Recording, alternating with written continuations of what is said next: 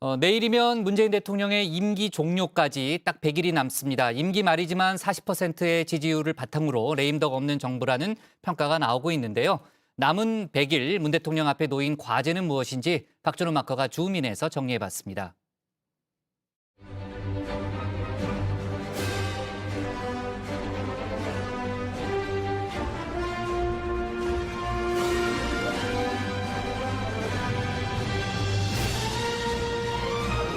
기회는 평등할 것입니다.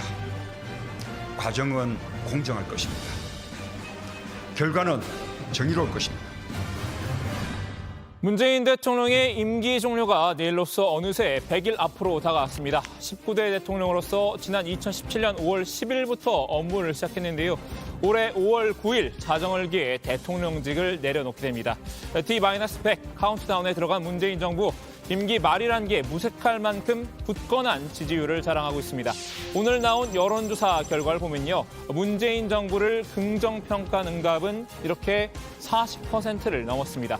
사상 최초로 레임덕 없는 대통령으로 남을 것이란 전망이 나오는 이유기도 한데요.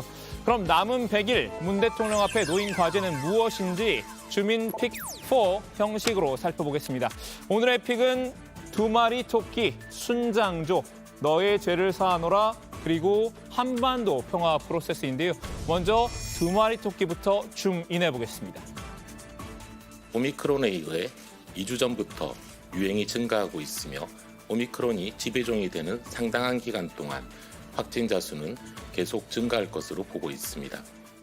요새 TV에서 가장 자주 보는 얼굴이죠. 손영래 중앙사고수습본부 사회전략반장인데요. 2년 가까이 방역정책 일선에서 쉼없이 달려왔지만 오미크론이란 또 다른 고비를 맞았습니다. 손 반장, 이쯤 되면 속으로 이런 푸념을 하고 있지는 않을까 싶기도 합니다.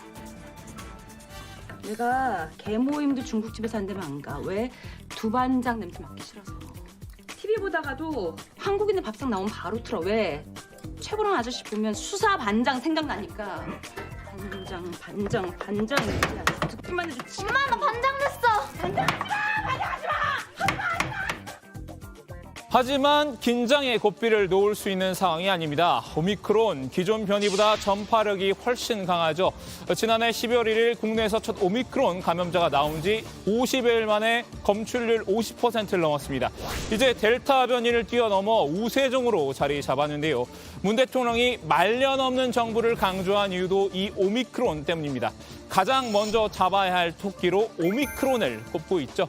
오미크론을 잡지 못하면 애써 쌓아온 K-방역의 둑이 무너질 것이란 우려가 큰데요. 설을 앞두고 총력 대응을 지시했습니다. 대국민 협조도 여러 차례 요청하고 있는데요. 문재인 대통령은 또 28일에 방역 대응 관계자들과 전화 통화를 통해 대응 상황 점검과 당부, 격려를 할 예정입니다. 문 대통령이 잡아야 할 두 번째 토끼, 바로 집값입니다. 문재인 정부의 아픈 손가락인데요.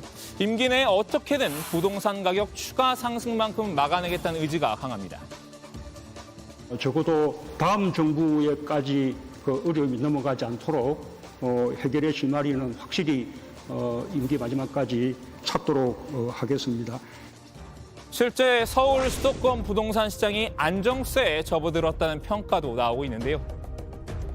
공급의 확충과 그런 어떤 금융, 세제 등 정책 수단의 동원의 효과인지는 모르겠습니다만 현재는 그런 추세로 가고 있지 않습니까? 그래서 어쨌든 다음 정부에는 이러한 것들이 면밀하게 다 이어져서 성과는 성과대로 저희가 잘못한 건 잘못한 것대로 물려줘서 다시는 국민에게 이 문제를 가지고 고통이 드리지 않기를 바라는 그런 마음이고.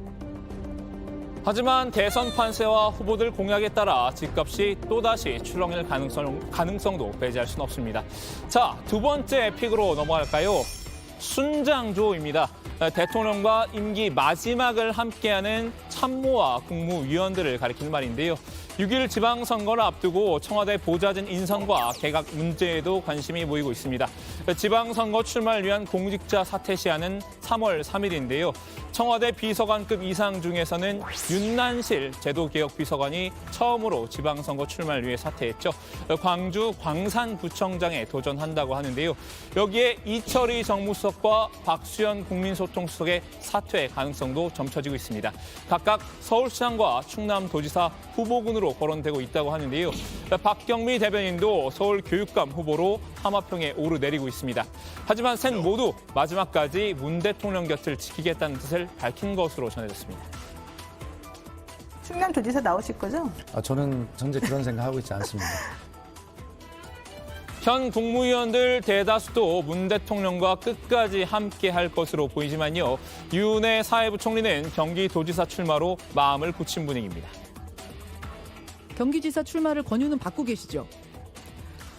뭐 그렇게 권유하는 분들도 계시긴 합니다만 고민은 언제 끝내실 생각이세요?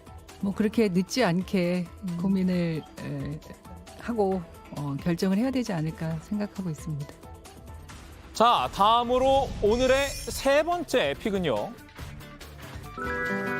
너의 죄를 사하노라.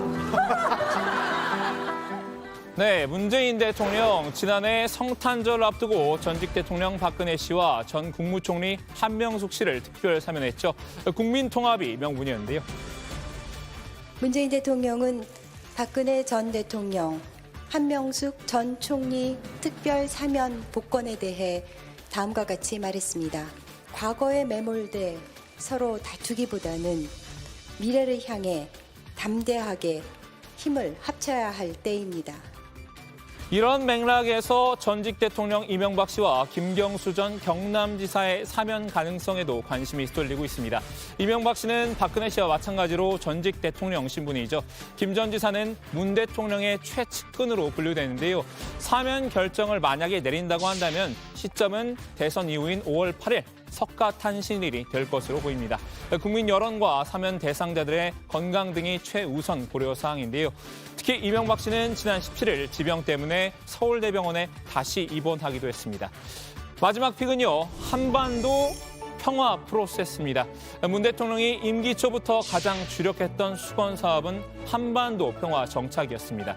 종전선언과 평화협정 체결을 거쳐 항구적 평화체제로 나아가겠다는 목표였는데요. 종전선언이야말로 한반도에서 화해와 협력의 새로운 질서를 만드는 중요한 출발점이 될 것입니다. 하지만 올해 들어 북한은 무려 6번의 무력 도발을 감행했습니다. 지난 5일을 시작으로 어제도 미사일을 발사했죠. 민주당 정권이 추진한 불종적인 대북 정책으로 평화를 얻기는커녕 우리 안보가 송두리째 위협받고 있습니다. 북한의 핵 위협과 미사일 도발은 날이 갈수록 커지고 있습니다. 그럼에도 문 대통령은 임기 마지막 순간까지 한반도 평화 프로세스를 위한 노력을 멈추지 않겠다는 의지를 피력하고 있습니다. 주변국과의 외교도 이를 중심으로 풀어나가겠다는 방침입니다. 주 한중 화상 정상회담이 열린다면 중국의 남북관계 개선과 종전선언을 위한 노력을 해달라고 주문할 것으로 보입니다. 미국은 이미 한반도 평화 프로세스가 좌초됐다고 판단한 기류인데요. 하지만 문 대통령은 미국을 설득해 막판에 분위기 반전을 노리겠다는 심산입니다. 이렇게 4가지 픽을 모두 살펴봤는데요. 아직 마지막 숨은 픽이 하나 더 남아 있습니다. 바로 이 시각 이후 문인데요.